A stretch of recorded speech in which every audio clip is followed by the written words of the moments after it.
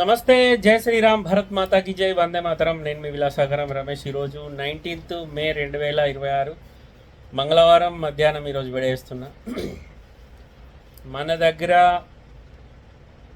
పరిస్థితులు మంచిగా ఉన్నప్పుడు పరిస్థితి మంచిగా లేదని ఎవరికన్నా ఆర్థిక సాయం చేసి కానీ, వస్తువు దానం చేసి కానీ, ఇంకే రకంగా మధ్యవర్తిత్వం చేసి కానీ, అయ్యో పాపం ఆడు ఒకప్పుడు మంచిగా లేడు, మంచిగా ఉండి ఇప్పుడు మంచిగా లేడని నేను మధ్యవర్తిత్వం షూరిటీ సంతకం పెడతాను కానీ ఇట్లాంటి వాటిలలో అస్సలు ఇరుక్కురు.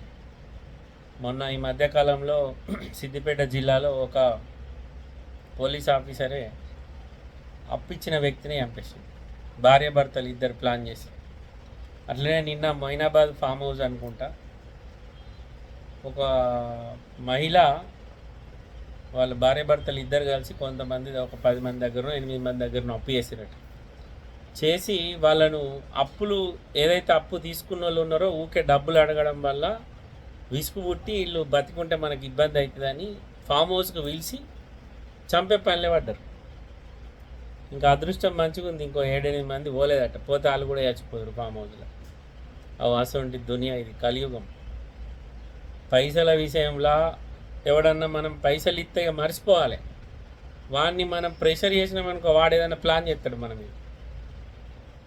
30 లక్షలు ఇచ్చిండట పాపం పెద్ద మనిషి పోలీస్ ఆఫీసర్కి.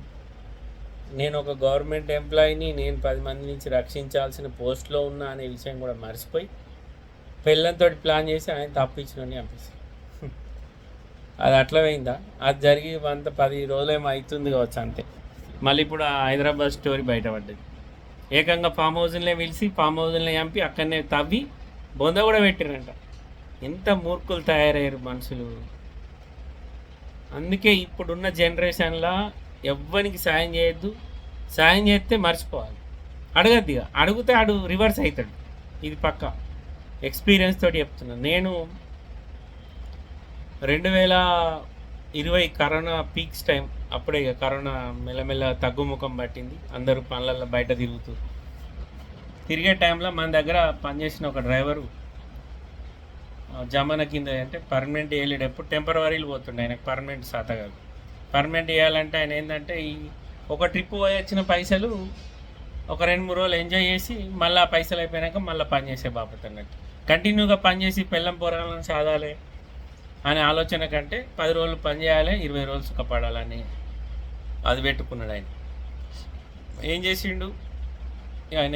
ఎక్కడ ఉన్నాడేమో మనకు కూడా ఆ మధ్యలో కనవలేడు. 2020 ఎండింగ్లో కరోనా అయిపోయిన సమయంలో ఒకరోజు ఫోన్ చేసిండు. అన్న, నేను ఇట్లా జేబీఎస్ బస్ స్టాండ్లో ఉన్నా, ఎవడో నా పర్సు కొట్టేసిండన్న,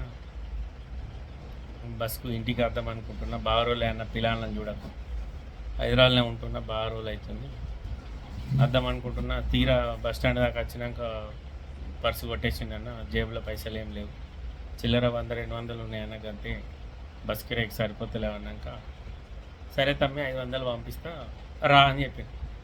అన్న 500 ఏం చాలుతాయి అన్న, బాగా రోజులకి ఇంటికి పోతున్నా, పిల్లలకి ఏమైనా తీసుకుపోతా అన్న, ఒక 2000 పంపండి. 2000 పంపిన. ఆడు 2000 పంపినాక నాకు 4 ఏళ్ళకి కనబడ్డాడు. 4 ఏళ్ళ తర్వాత నేను అడిగిన, తమ్మి నీకు 2000 ఇచ్చినాక పైసలు ఇవ్వంటే, నువ్వే గుద్దాల చంపైతున్నావు, నా 2000తో నీకేం అదవుతుందని అన్నా. అట్లా ఉంటుంది జనం. ఈ ఒక అన్నకు 44,000 ఇవ్వాలి, ఇన్నోవా క్రిస్టా. పేపర్లు తీసుకపోయిండు, ఆయన పేరు మీద రిజిస్ట్రేషన్ అయింది, ఫైనాన్స్ ఎక్కించుకున్నాడు. ఆ 44,000కు ఒక నెల రోజులు అడగంగా నెల రోజులకు ఒకసారి 20 కొట్టిండు. ఇంకా 4,000 ఇవ్వాలి.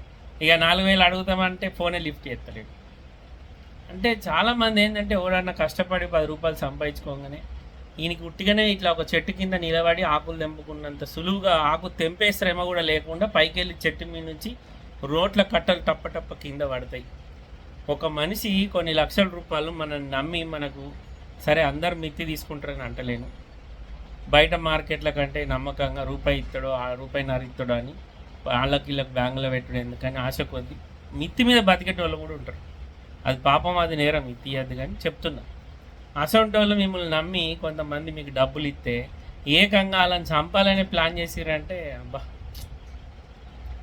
మీకు హ్యాట్సప్. మీకు ఉండాలి మీలాంటి వాళ్ళు.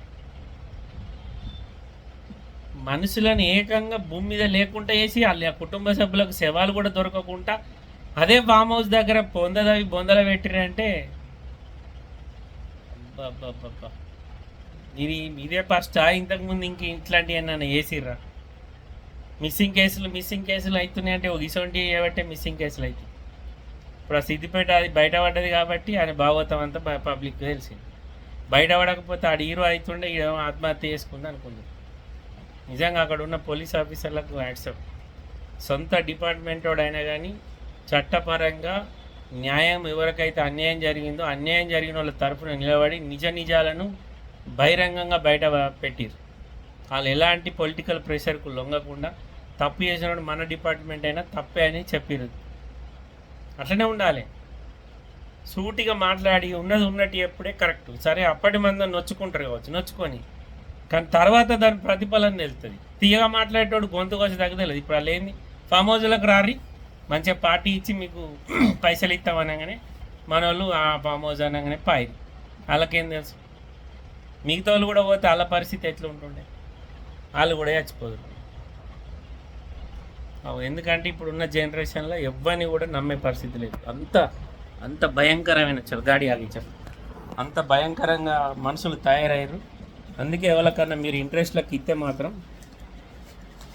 కొంచెం జాగ్రత్త. నమ్మి నానబెడితే పుచ్చి బుర్రలు అయినాయి అంటే వెనకట ఒక శాస్త్రం ఉంటుంది. ఇప్పటి ఉన్న సమాజంలో ప్రతి ఒక్కడు మందిని ముంచి బతుకోమనే ఆలోచన తప్ప కష్టపడి 10 రూపాయలు సంపాదించుకుందాం అని అయితే లేదు. ఇప్పుడు మనం ఇక్కడ పని చేస్తున్నాం, నిజాయితీగా కమిషన్ తీసుకుంటున్నాం అంటే కూడా ఇలా కూడా చాలా మందికి నువ్వు ఎంతమందిని ముంచినావు అనే లెక్క మాట్లాడతారు. వీడికి అత్తే తెలుస్తుంది ఎంతమందిని ముంచినో ఎంత కష్టపడ్డానో తెలుస్తుంది. ఇంటికాడ అంటే ఏం తెలుస్తుంది? అనవసరంగా 30 లక్షలు 20 లక్షలు అంత పెద్ద అమౌంట్ బయట ఆడిని తెచ్చి చాలామంది ఏం చేస్తారంటే ఒకటి రూపాయికి తీసుకొని ఇంకొకటి 5 రూపాయలకు తిప్పుతూ ఉంటారు. ఇది డేంజరే. ఎందుకంటే 5 రూపాయలకి తీసుకున్నాడు ఇత్తడన్న గ్యారంటీ అయితే ఉండదు. ఆడెప్పుడు ఆ బిచాన ఎత్తేసేది తెలియదు, ఆడెప్పుడు వారిపోయేది తెలియదు. అసొంటోళ్ళు నమ్మితే కూడా బర్బాద్ అవుతారు. ఎందుకో ఇందాక న్యూస్ ఛానల్లో ఈ మొయినాబాద్ ఫామ్ హౌస్లు అంటేనే అన్ని ఇవే జరుగుతాయి కావచ్చు. అందులో స్టోరీ వచ్చింది, ఇట్లా ఇంట్రెస్ట్ అప్పు తీసుకున్న వాళ్ళే బాధితులు ఎవరైతే అప్పు ఇచ్చిరో వాళ్ళని చంపడానికి ప్లాన్ చేసిరండి. అందుకోసమే కొంచెం జాగ్రత్త. ఎవరైనా నమ్మి డబ్బులు ఇచ్చి తర్వాత ప్రాణాల మీకు తెచ్చుకోకూడదు. ఓకే సార్, నమస్తే, జయ శ్రీరామ్.